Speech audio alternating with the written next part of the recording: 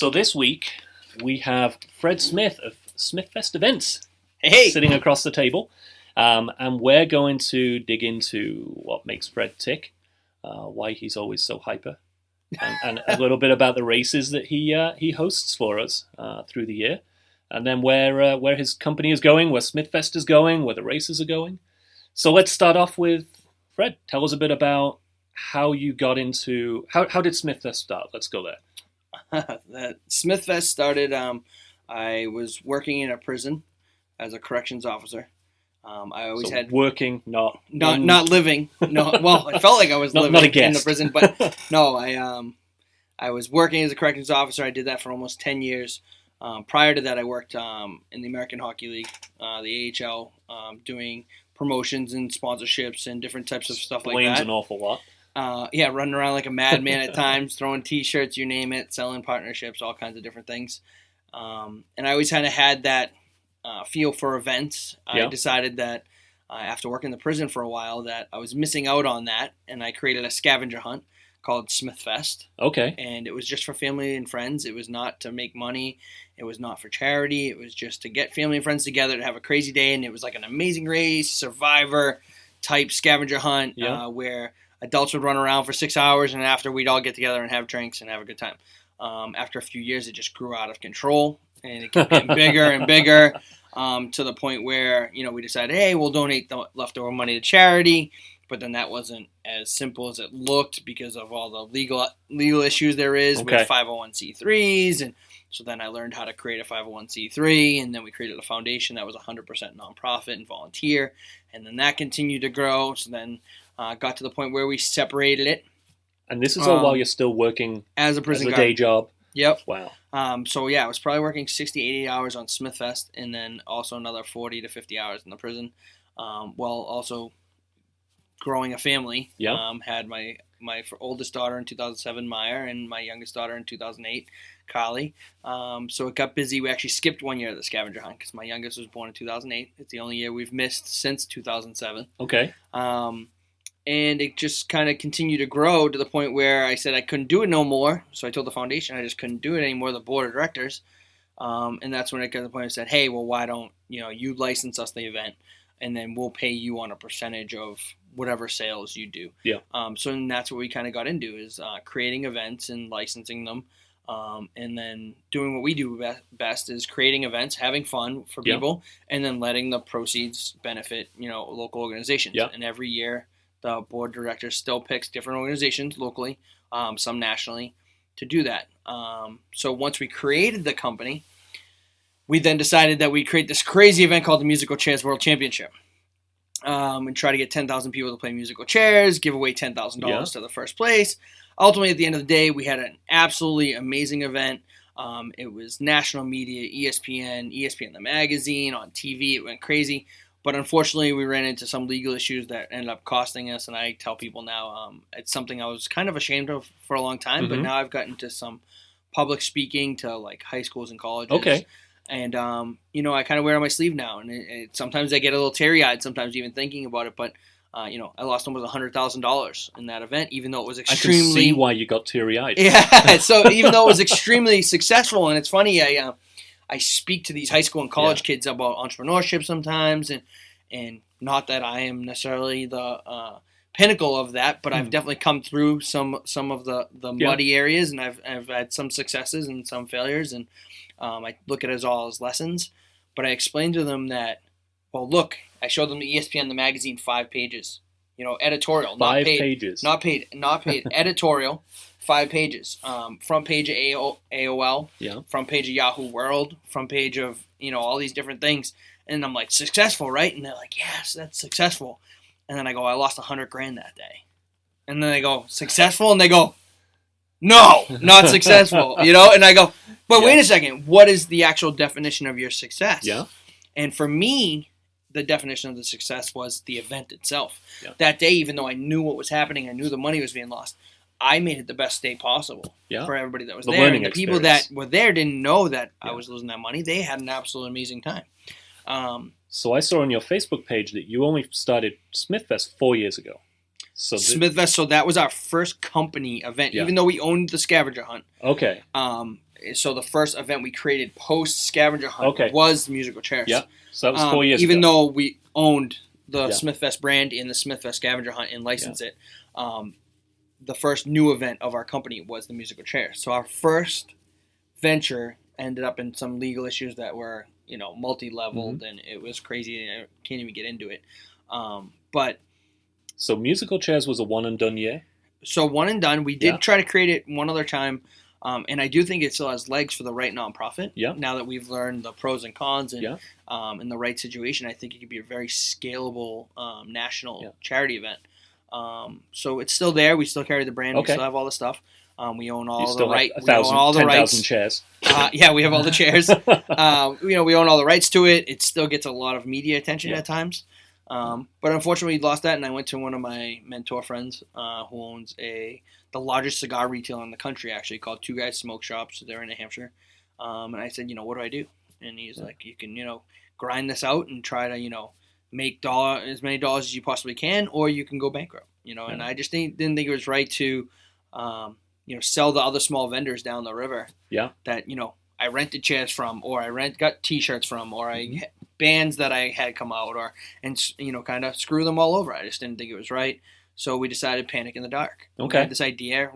Run for Your Lives was out. Yeah. And I had been to Run for Your Lives. I didn't actually run, but I was a vendor.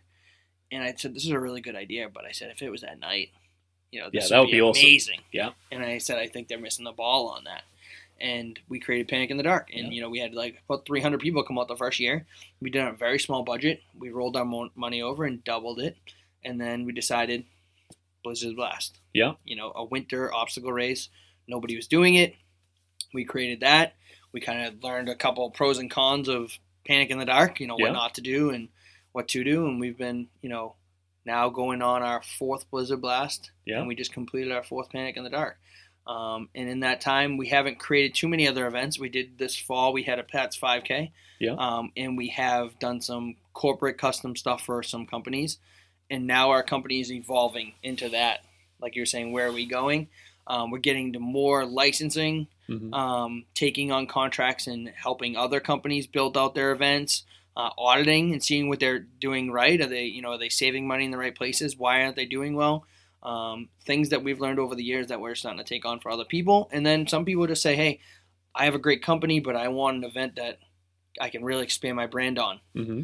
And, what do you have for us? And we go in and we create something and put it off with them. So in the short-term future, you just are on the verge of, so... Yeah, we have an agreement. We haven't signed it officially. Yeah. It is a done deal. Breaking news. Breaking news today. Breaking news. So the American Heart Association has hired Smithfest Events to handle the construction of their Heart Challenge this year. That's fantastic. So we're looking forward to helping them bring, obviously the American Heart Association is a huge national organization, does great things for our community. They have Teddy Bruschi's team that does the marathon, and they have other events that are very well run. And over the years, I know they have some city events that have huge numbers. Unfortunately, they ran into some weather issues last year with their obstacle race. It's an awesome race. I think that it needs that extra level of maybe just, history in the obstacle race world. Yep. And I think that we bring that to the table. I think that we're going to come in, we're going to handle the construction, and then hopefully offer them some assistance in some other areas that they might need or might not need, or, some pros and cons of stuff we've learned over the years. I think like anything, once you start getting involved in a business, you start working with them, you don't do the thing you were contracted to do. You do whatever you can help them with. And at the end of the day, our job is to make sure that they have the best event possible. That they, because you want to come back next year and do it again. I want to continue to work with them. I have an events company. I am not just an obstacle race company, which some people might not know. We have our scavenger hunt. We have our obstacle race. We have the musical chairs thing. We do some other things as well. We're also expanding into some other areas that, we're looking to do. Well, I know you don't want to say anything specifically because it's not happened yet, but we've talked a bunch, and you've got a million ideas. Yeah, so we have we have ideas in many different avenues. I have a book I keep actually. Oh wow! Of ideas. Okay. And we just did this summer. We did an event called the Summer Super Slide Festival, and that was. I saw something about that. So as you know, we've been doing a slip and slide like a lot of races do in the summer. Yeah. We've been doing that since 2007. We created a slip and slide of that sort for our scavenger hunt.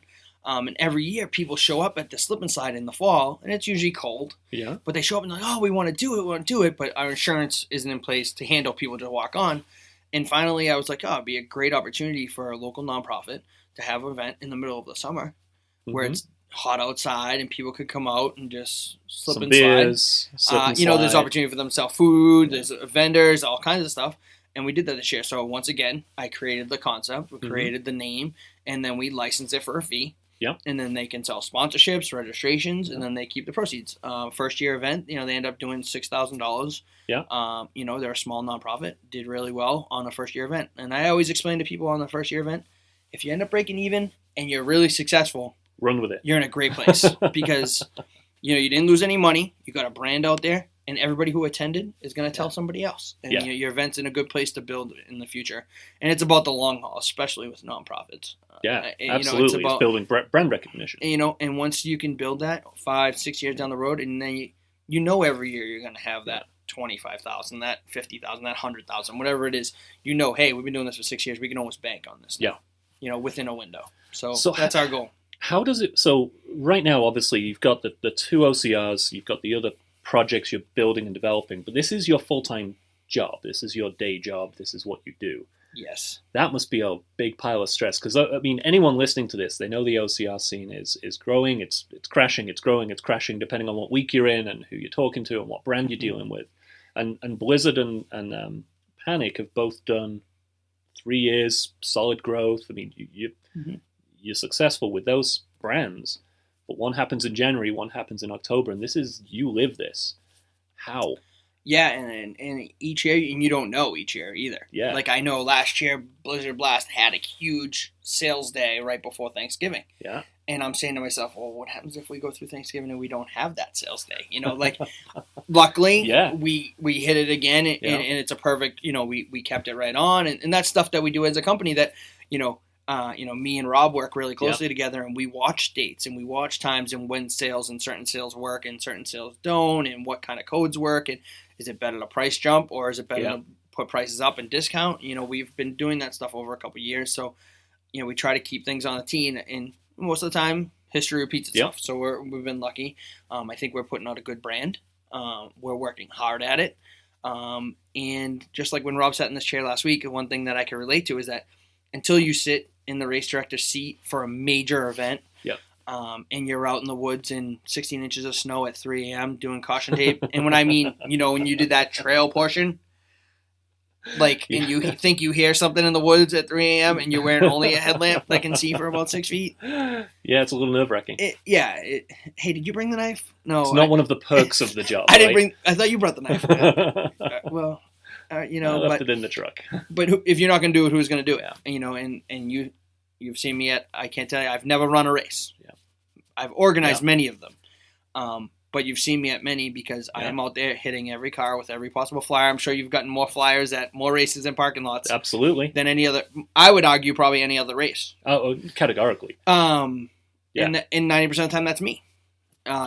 Somebody else, pavement, feet on the ground. And people come with me, and sometimes it's volunteer staff, sometimes it's paid staff. It all depends. Sometimes it's your kids. But sometimes it's my kids. Yeah, not yet, but soon. I hope they're not growing fast enough. But I always feel that if I can't do it, who can? And if I'm out there with the person, I'm out there, it's 100 degrees, or if it's raining or whatever it may be, then at least they're looking and say, hey, this kid's working hard. They don't mind working hard next to me. And that's the same thing with the obstacles. We're always looking to try to make things better, improve things, come up with new ideas. And we're just doing the best we can to put out that good brand. Yeah. And I think that's done well for us. That being said, 2 events or 3 events to obviously handle the amount of money it takes to have a company and pay taxes and handle all the, people see the $50 or the $60 or $70, but they don't realize that a lot of times more than half of that is well spent into the race. And then if you run into a small issue where you don't have snow and you're trying to figure out how to truck it in, like we did in 2013. You did, I remember that. I don't know if we could ever, I don't think we could ever financially handle that again, I'll be honest, because we've really upped the level of our swag and our give back and as you know, busing people, and there's a lot of things that the tents, we're the only venue that I know of that has, OCR wise, that has an indoor facility and heated tents. I mean, like the tents alone are a fortune. Yeah. And then you figure we got to pay for the venue and everything else. So the weather we're having right now is a two-edged sword. On the one hand, no snow. On the other hand, you don't need to rent heated tents anymore.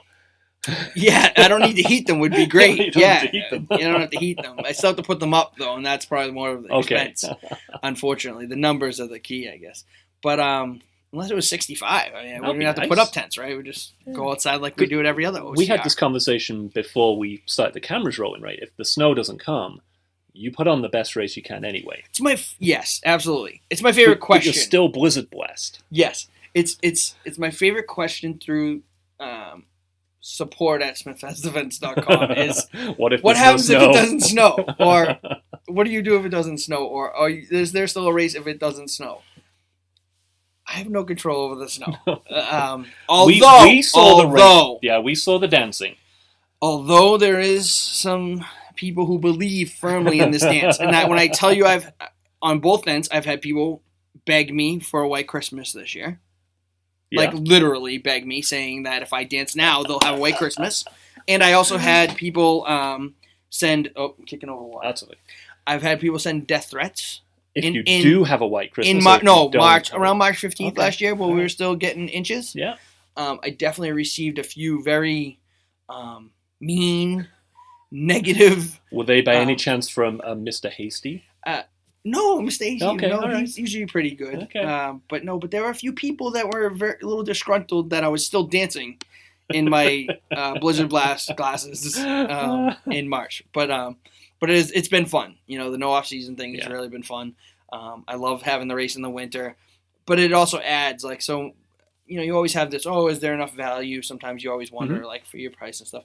And I think when people come out and they see you put on a race, and compared to other OCRs, when you put it together a race and it's negative 17 outside and you're 16 degrees, it's not like building in the summer. So what are some of the challenges? I mean, obviously cold, snow, you're out there trying to build. What are some of the challenges people don't expect of deploying a February or a January race? For us, for a race director. The people wouldn't expect. I mean, obviously access is one thing, but... Access is... Well, we have double access issues. One is that what people don't realize when you're running on that course is that it's all bridged. So there's bridges all over the course. You might notice in some areas that if you think back now. Yeah. So there are a lot of areas where we can't get even anything larger than the quad into. It's only made for a golf cart sized vehicle. So if we were to try to bring a larger vehicle in there, even without snow, like a truck or some type of excavator of some sort to try to bring some larger equipment in, we struggle. That's one issue we have on the golf course either way. Now add the snow on top of it, bigger issue. Yeah. The amount of snow that we've had in the last 2 years. I mean, 2 years ago, we've learned our lesson. 2 years ago was our first year at the golf course, and we put the traverse walls in one place. You might not remember, it was after the large sledding hill, and we actually carried them in. It was about 150 yards, and we did it with 5 guys, and we rotated. So, because you couldn't walk carrying it for more than about, 50, 60 feet before it being so heavy, because there was 12 inches of snow on the ground. So we literally were high-stepping these walls, and we learned our lesson there. We definitely moved the traverse wall somewhere that was a little easier accessible. And actually, they stayed out there this year. Oh, all year? Or just we until wrapped the thaw? them. We had no choice at first. Okay, yeah. Because we got all the snow. But then we talked to the golf course, and where they are, we could leave them because the foliage comes in. Yeah. They can't see them. So we covered them with tarps, and they've been out there. So we'll go out there. We'll reinforce if there's any issues. Wow. But it's been... I did not know that. I lost a few walls for Panic in the Dark. I had to build a few more. But the amount of work that we'll save on the other end will be good. But the biggest thing is access, ice last year. That was brutal. So... That was brutal. As my Blizzard Blast MC would say, Mr. Rob McCoy, it'll be 5 miles K is his first always quote, which it was almost 6, as we know. And how long is it going to be next year? This year? Our goal, I want to make it a little shorter. Yeah. My goal is somewhere between 4.5 and 5.25. Okay. I want to be a little more reasonable to those who Don't ask Rob to measure. Yeah. Well, last year we ran into a lot of ice issues, so we actually ended up having to kind of go around one area that we were going to come in. It was probably going to be more like 5.2. Okay. And we had to, and that's the thing too. For all I know, we end up getting flooded in the area, it freezes over, and it's so nasty that we don't have a choice. Those are the kind of things that in the summer you most likely don't run into. Yeah. It was icy in a few areas, and as we said, if you're going to go to a beach race, expect to get sand in your toes. Yep. If you're going to go to a blizzard blast, expect to be slipping and sliding on snow and ice. It's kind of, that's the way we say. We warn everybody. I mean, every one of our volunteers was awesome about everywhere you went. Make sure you take it slow, sure-footed. Maybe wear elbow pads. Yeah. Maybe that's something that you want to look into. I'm not sure. Nothing worse than a shattered elbow on ice. I know. I worked in hockey before. But yeah, we're looking at somewhere between 4.5 and 5.25 is my goal. I think the trail run portion will be a little shorter, is where we're going to probably take that back. And we're looking at upping the ante in some of the obstacles. Once again, I'm going to look to change Keg Kingdom. Okay. We've revamped it both years. Yeah. And that became iconic because no one does kegs. I mean, you see rigs, you see monkey bars, you see all sorts of stuff, but the kegs idea is unique. It's become really unique for. It became a thing. It's definitely part of our brand. It's on my truck. It's something that we're doing everywhere. It's also become really iconic for our sponsor. Yeah. Budweiser and Shock Your Top. Your truck, by the way, is awesome. Thank you. Mike Signs and Lowell did a great job. The sponsors, I have to thank them. Our 4 sponsors, Verizon, and as I mentioned, we have Budweiser and we have Altitude, and I guess I'll name them all now. Wamisit, and then we also get it done. Bahama get the Breeze. Plugs done. Yeah, get them all in Bahama Breeze. So I have to thank them. They've been awesome. That's what pays for it. I mean, it's a great truck. Ultimately, it allows us to have the ability to do what we need to do as an events company now, where before we were renting trucks. And this is your background, right? I mean, as you said, you came from the hockey world. This was what you did professionally. For how long were you doing the hockey stuff, the promotions? I was there for 4 years. Okay. So, getting into promotions, it's kind of where I grew into it. I was young, straight out of high school. I got into just doing mascot stuff, then promotions, then some sponsorship. So you were a hockey mascot? Yeah. In the costume? In the costume. Awesome. Yeah, it was fun, too. But, it's part of it. Part of it's just being a people person. I like people. I enjoy. It's also probably my biggest negative. I like making everybody happy. I don't like when I have patrons who are upset, or I wish there was more obstacles. Oh, I love that there wasn't obstacles. Like you can't win, but I'm always trying. I'm always trying to somehow. But win. That's probably my biggest downfall. Yeah. I want to make everybody happy. I want to give as much swag as possible. Yeah. I want to do new stuff. But sometimes it's recognizing that something that works, something that people like. I thought about changing the medal again this year. We did change it. Yeah. I revamped the look a little bit. But people like the bottle opener. Yeah. It's a cool thing. It's a good advertising tool, it is a cool thing. for branding. I have one right up on the wall back here, actually. I have both of them. So, you haven't seen it before? And this year it's again 3.5 inches. It's heavy. It's not a small piece by any means. It's a substantial bottle opener. We did make the Blizzard Blast darker. I thought it was a little light last year in the color. Yeah. We changed it where we made the bottle opener on the bottom this year. See, and it's all these little details that coming from promotions, coming from branding, coming from. I wanted it to be more, usable or user friendly. So I thought by putting the bottle opener on the bottom, and then what we did was we actually put a bar. I think it's it. We actually put a bar this year on the back. Yeah. So it won't actually go through the metal. Okay. So you'll be able to see. So I have the whole frontage of the metal now to use. So we put a bar on the back to add to it. Adds a little bit to the weight and the price, but I thought it was substantial enough to make a little bit of a difference.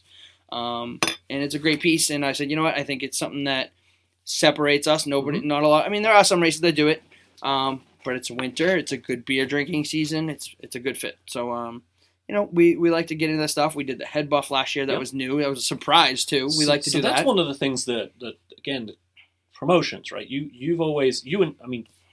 Rob was here last week. You and Rob have a good relationship, which is not only you work together, but you also compete with each other. And Rob and you, and when it comes to getting swag for races, and especially being lucky enough to be on the biggest team, we end up getting extra swag sometimes, it's always appreciated. But you and Rob tease each other. And yeah, we get after there's pretty a competition there, right? Yeah, there definitely is. And who has the best swag? Sometimes because the shirt I'm wearing is last year's swag. Yeah, the biggest team swag. It's and that was I want to say that we were the first ones to do anything like that at Panic the first year. Yeah, And then that's when me and Rob started to get after each other a little bit. We got sunglasses from Fit, and then we got a buff from Blizzard, and then we usually do fruit or some kind of snack in your area. I don't know how many people are doing that, but I know we did fruit. We did huge. Yeah. But it's those are the little things. I mean, I said this to Rob last week. Is that's what turns someone from a fan of your race to an enthusiast of your race. That's what means you get. And I think we're trying to give a local feel, though. Yeah. Like I want people to know who I am. I try to, as I say, shake hands and kiss babies as often as possible, or shake babies. Yeah. Shake babies. Don't shake babies. No, don't shake babies. Don't shake the baby. No. But and I don't mean that in a bad way. I mean it in a good way. Like I want to get out and meet everybody. Absolutely. Like, I try to, as out cold and tired as I am, to get into the room and walk around, see how everybody liked the race, and say hello, and just walk around. And people I don't know, I have no problem with introducing myself. Yep. How'd you like it? Oh, it was awesome. Like, well, I thank you as the owner for coming out and enjoying my race. Like, same thing I do when I flyer races. People, I did that race last year. Thank you, because I don't think you realize that this is my baby. This is my this is my passion. This is what I do. This is also what supports my family. It hopefully someday it really supports my family. Yeah. If it never gets to that point, at the end of the day, all I want to do is make enough money to get by, have a good time, and be able to smile every day. Because in my job as a prison guard, I was good at my job, but I was just unhappy. Yeah. And now I'm happy. I get to, and I know we just talked about my post yesterday. Yeah. I've been doing this 4 years now, and I can't tell you that first day when I walked out the front door, how many people told me I was crazy. You can't walk away from an $80,000 a year job. You can't do this, you can't do that. And then to walk out and lose $100,000 right off the rip. Yeah. The thing. But here I am 4 years later, I'm almost out of all that debt. Yeah. And I'm looking forward to that. And now being hired by, large organizations. In the past year, we've had, a handful of organizations we've done work for. We're building some custom team building stuff that's completely off kilter from races. We work with Align Credit Union, which I know you've seen their sponsorship on and stuff, and they're a good sponsor of us. We just proposed to them a thing called the Align Picks. And what is it? It's a play on the Olympics where they will have a team building day on a Sunday because the bank's closed during the Olympics every other year. So a private corporate event. Okay. We build it for them specifically. Everybody becomes an equal, whether if you're the CEO or you're the lowest teller. It's a draft. We stick you all on buses. You do a rotation of like some competitions. We may kidnap somebody and you have to figure out who they are. And there's all this kind of fun stuff, but it's very customized, built to their brand. And the ultimate goal of that day is to whoever they touch that day, to leave them with a little bit of Align Credit Union as a positive feel. Yeah. To market them indirectly to the people that they see that day while having a great team building event. So if Align Credit Union ever do this, let the CEO win. Yeah. Whatever happens, let the CEO win. Yeah. So, but it's kind of funny because when the teams get drafted, they're going to pick a captain and you won't know who it is. Yeah. So this is so make sure you draft the CEO first, right? And then he can be the captain. Yeah. so this is kind of like your Smithfest scavenger hunt. It's not something I've ever done, but I've seen photos and like some of the stuff. Which you should do, apparently. So I've also seen the photos and the stories on Facebook of what people have come back with. So I know that you're not capable of just doing an event.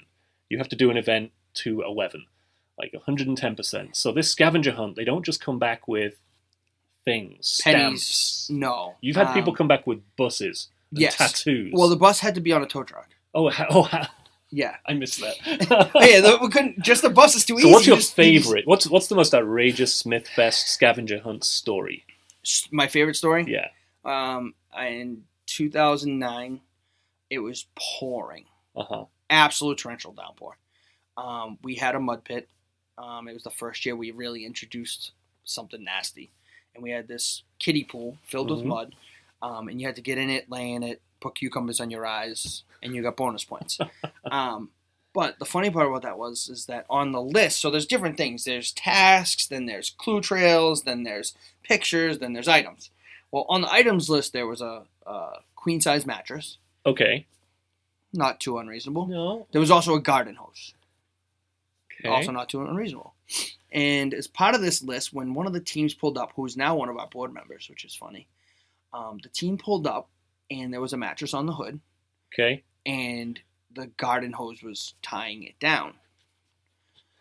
But when they pulled up, they jumped out of the windows of the 3 windows of the car. Not the driver, but the other 3 jumped out of the windows that were open of this SUV. It was like an Explorer, a large Explorer. And I looked and I'm like, why did they jump out of the windows? And like, it's pouring. Like the windows are open. Like it's downpouring, torrential. And I'm like, what? So I started to go ask, but they don't want to talk to me. They have focus, like in the mud, out of the mud. We can't talk right now. We'll tell you later. They're jumping back in. Now they jump back in the windows, like Dukes of Hazzard style. And I'm like, and they leave. So later on, I find them like, what happened? They're like, well, what happened was we pulled up to get this mattress, and it was on the side of the road, and it was soaking wet. So we threw it on the car because it was somebody junked it, and then we had nothing to tie it down to. So we grabbed the garden hose. But when we did, we put the garden hose through so many different times, but we put it through the windows. So they couldn't. And close. so they couldn't. Open they and close the door so shut. instead of taking the amount of time that it would take to unravel it all, they decided for the next 3 hours we're going to jump in and out of the car through the windows. So hey, it was it. I mean, we've had people come back with ice cream trucks driven by drag queens in Lowell. Oh yeah, In Lowell. yes, we've had. There can't be too many. To and pick we've from. had a person get an official Smithfest tattoo. I've seen the tattoo. Yes. That's pretty impressive. And they came in third. We've had people shave eyebrows often, too. That's been a common one. Yeah. I never understood, though, like my brother, for instance. Not my brother that you know. My other brother. I have a younger brother who participates occasionally. And the first year we asked people to shave their eyebrows. One person from their team had to shave your eyebrows. Now, first place is $4,000. Some people might not know that. It's a substantial amount of money. And every year, we donate somewhere between usually 20 and 50 grand to local charities. But when you're on a team, like if me and you are on a team, like when you open the list at first, like do you just run out and shave your eyebrow? Or do you wait till the very end. Until the end and say, hey, shave them, turn the corner. I think we got a shot. Yeah. Right? Or do you go, we suck today. Like, we ain't got a shot. I'm not shaving my eyebrows because I know we ain't got a shot, right? Like, my brother shaves his eyebrows on the way out the door. He comes in almost dead last. Like, I had to call him on stage and be like, what were you thinking? Like, were you like, hey, I'm going to shave my eyebrow? Like, I don't get that. Like, we're going to lose, but I'm going to shave my eyebrows anyways. But this, you know what it is? It sounds like it has a huge following. Yeah, it's one of those things. It's almost become cult-like. Yeah. People love it. The people that do it every year. And this year we're going to mix it up a little bit. We may do a team of 2 division. Mm-hmm. We've talked about. We haven't really let the cat out of the bag. This might be the first time some people are hearing about it. But we're starting to think that a team of 2 division would really take off as well. So right now, how many are the teams? 4 people? Teams of 4. Okay. Yep, 1 car. Right. Teams of 4. But sometimes that becomes tough. Sometimes what happens is a couple people drop out. Rather, people are sick. Someone might get pregnant. There's a wedding. And then there's 2 people sitting trying to find people, and they never do, and then they don't get to participate.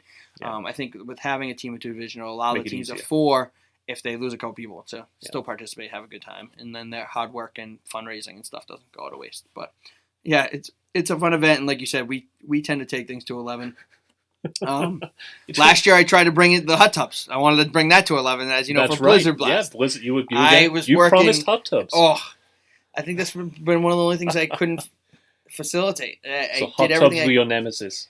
Hot tubs were tough last year. Actually, the company that was going to do it ended up having a Hawaii trip from their supplier that they just wouldn't miss out on. And I don't blame them. I mean, when they sell hot tubs for this company, they're like, hey, we're having a trip in January, of course, because they're not selling anything. And he's like, right, that's just the only weekend I can't do it. And I was like, oh. But hot tubs. I will announce now, though, we have decided on the theme. The theme for Blizzard Blast After Party. Because we had a Hawaiian theme last year. We went 80s there before. Okay, yeah. No. Hawaiian last year. It was Hawaiian last year. What was the year before? I don't remember. It was something. The year before was 80s. The first year was 80s. Okay. Then we had... So 2016's theme is? We're going to go themed toga.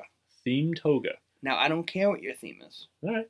But I just don't want to see white togas. Okay.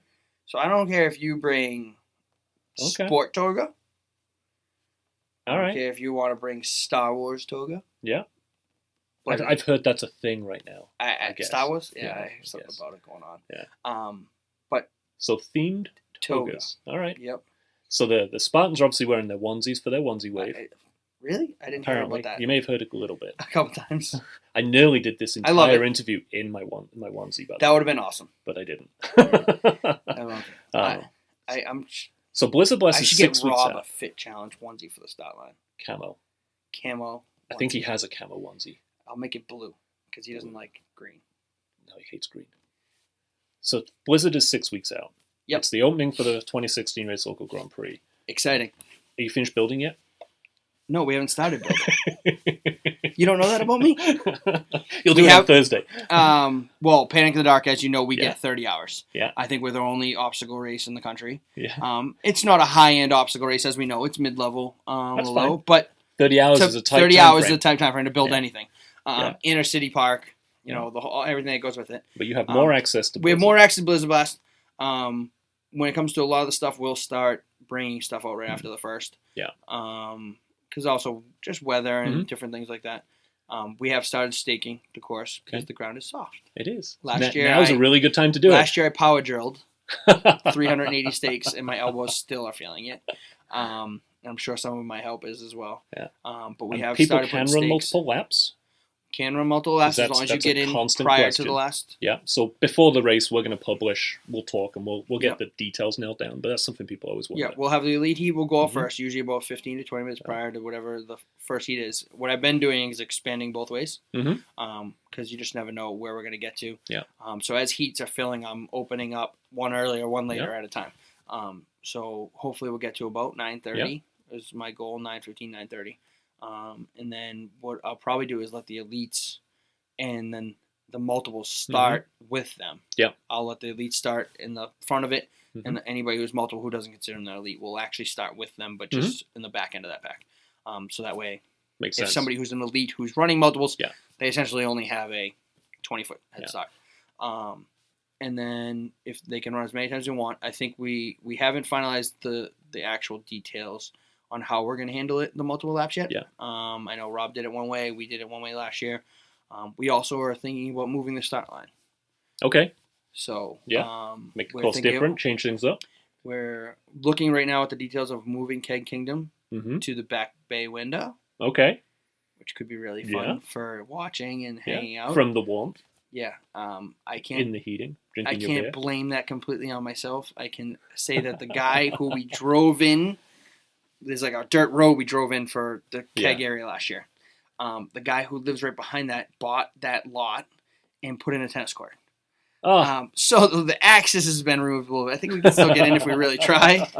But the little things that, as you drive by the other day to put stakes, I go, stop. I'm like, oh, shit. look, I'm like, that's not going to work. No. Like, so those are little things. But yeah, awesome. But I also think now that we've done it a couple years, we have the ability to move it around a little bit. Maybe, I wanted to keep it on more of a soft turf in years past. Not that the hard ground is great, but I think now, knowing it, I think we can come up with a few options that if we wanted to put it on the concrete, we probably could, just as long as we're smart about it. And we might go over the fence maybe, too. We're debating on that. Okay. So there's a couple different things that we want to bring over for more watching, more visibility of the event itself from the main venue. So Blizzard is always one of my favorite ones. I like running in the winter. I mean, I like Blizzard. I like Polar Bear. I like the winter racing. Now, when you walked into the house earlier, you said that next year you were going to commit to doing a race. Yes. So, live on camera, if I get people to vote for the race that Fred Smith will do... Here's the thing. If people vote, I know what they're going to vote. That's not really fair. They're going to throw you in the deep end. Yeah, I don't want to be in the deep end of the pool. No. We'll take suggestions in the comments. Whatever people want to see Fred Smith break his OCR cherry. They're all going to, they're going to be like sending me to like, Europe for some crazy, tough guy. Yeah, they're going to have me climbing up like Everest with like, Sherpas or something. I could already see it. They're all very responsible adults. I will commit to doing a race with the team. I will buy a team shirt. Woohoo! And I will. I think we decided on a name. I think we're gonna go with Rob McCoy. Yeah, I think Rob McCoy on the back of your draw shirt. That would be perfect. No, I think I'm gonna go with hashtag or no Fit Challenge MC. Yeah, exactly. To talk about Rob, I know we joke a lot, but in all seriousness, I'm actually excited. I'm excited for Rob. I'm excited for Bone Frog. Yeah, I think it's a fantastic mix. I think I hope that I've offered my help as well. Mm-hmm. I offered if I could go out and MC for them, I'll help them. Mm-hmm. If I can get out for a build or two, we talked about traveling's not something I'm really thrilled on. As we've talked about other race opportunities that have come up in the past for me. But if it's one or two, maybe, I told Rob that, hey, if you're in a bind or something and you need help, I have no problem whatsoever. I think Rob, it's great. No pressure, Rob. Yeah, I think it's great. I think it's great for them. I love seeing a local race, take it to the next level. As you know, absolutely. I think they're smart, being smart about it. I mean, my thing is race local. It's people working together. It's supporting local organizations and getting Bone Frog and Rob, the way you and Fit work together. I mean, it makes all of your races better. It's made me and Rob. There's no doubt. I mean, that's helped us go up to the top together. I mean, there's no doubt. And there's times where me and him and not ever fight, but there's times where we have difference of opinions. I get the phone calls. We have our difference of opinions, and it's funny that we've both been right in different instances. Mm-hmm. And we both have the one thing with us is we both have no problem with saying, "Hey, I screwed up," or I should have did that. That's what friends do. And we also steal each other's ideas occasionally. Yeah. I mean, I know that there's one out there right now that we're discussing that is going to happen, and but at the same time we're friends, and we at the end of the day, they're not huge deals. If I have an idea, for instance, this is a good one, the bottle opener. Last year I came up with the idea. I'm like, hey, I'm gonna do a bottle opener, and he's like, well, I might want to do a bottle opener, and I'm like, well, I don't do a bottle opener, but if you want to, what you actually said was, well, my race is first. Yeah. Jackass. So at the end of the day, and that's what I was just talking about. And there's another thing we're talking about right now that we're both looking into for an apparel item. But at the end of the day. So what? You have two bottle openers, and they're both awesome. Yeah. At the end of the day, it doesn't matter. I think it's not a unique idea. It's not like we're missing the boat on what we're getting. The ultimate thing is to give the patrons what they want. Even this year, I think last year we did the specific buffs for the team. Mm-hmm. I personally like the goodie bags. I think we're going to do something more on the goodie bag side for all the team members this year for the largest team. Given the yogurt and the snack and stuff, I think it goes a long way. I think. Especially at the end of a long race, There were cupcakes in the last one, weren't there? Was it cupcakes or something? My mother-in-law is good at that. Oh, they were awesome. Maybe we'll do black moons. Oh, that's a good idea. But yeah, so and I'm hoping to do. I'm not really, like I mentioned, I'm not looking to go crazy with another large OCR. I think Blizzard Blast would be the only thing that I think I would expand upon if there was an opportunity in the right cities with the right people. May ever happen? Will it ever happen? So I don't know. The future of Smithfest is event management in the Lowell area, local business area, or no. New England area. No, I mean national is not a problem. I mean, if it's the right opportunity, I have no problem with taking it to the next level if it's the right opportunity at the right time. I think it's the thing. I'm not looking to move away from the family by any means, but if the right opportunity presents itself and somebody wants to let me create the start of the Olympics, then I'll create the start of the Olympics. I mean, but I think the big thing right now is turn it to 11 as well. Turn it to 11. Yeah, right now the goal is to get more into licensing and production, creating fun events for corporate team building and nonprofits, and also still creating our own events too. I mean, I mentioned right now we're talking about a turkey race, and it's called the Turkey. We're going to do it this year. It's going to be the Sunday prior to Thanksgiving. It's going to be the Turkey Mile, the Turkey Carry 2 Mile. The Turkey Carry 2 Mile. And what happens is you get a frozen turkey, and that frozen turkey you will have to carry for 2 miles. But there's a couple options. One option is that Paul Jones is a hero, and he wants to put it in his bag, which will give you a bag that you can design with New England Spahtens logos or whatever you want. And you will carry the turkey in the bag for 2 miles. Yeah. There'll be 2 courses. There'll be a 1 mile course and a half-mile course. So you'll do the 1 mile course twice. Or you can have a team of 2. So you and Beth decide, hey, you know what, we'll do this as a couple and we'll go out and I'll carry a mile and then I'll give you the turkey, which will have the bib on the turkey, and you carry it a mile. Or you can run it together side by side for the 2 miles. We don't care how you do it. And then there'll be a team of 4. Same idea. You decide New England Spartan team's going to get in. You get everybody that you would want on. Of course, like you want Rob and all and, the fast people. And everyone 4 years. Everybody does a half mile, and you hand it off, and at the end of the day, it's most likely going to be a charity event. Our goal is to do 20-pound turkeys, and then we may incorporate a fundraising portion where, depending on how much money you raise, you can take pounds off your turkey. I think it'd be a really fun event. Most races are running on Thanksgiving Day, so running prior to it would be great. And at the end of the day, you get to take home a frozen turkey prior to Thanksgiving. That's wonderful. And you don't even have to go shopping. Included in your race entry. Included in your race entry. That's awesome. So I think it'll be a really fun event. So that's the kind of stuff we're trying to do. Trying to do awesome. different events. We did the Pats Kickoff 5K this year, just a simple 5K, but we did that actually at the golf course. Mm-hmm. And we did that on the actual trails of the golf course, which was really hilly, nice run. Yeah. Something a little different, not running, on the street, which people get sick of a lot of times. Yeah. We're just looking to do different things like that. And then, like I said, we got a couple other things that are up there a little bit that, I've discussed with a few people. Yeah.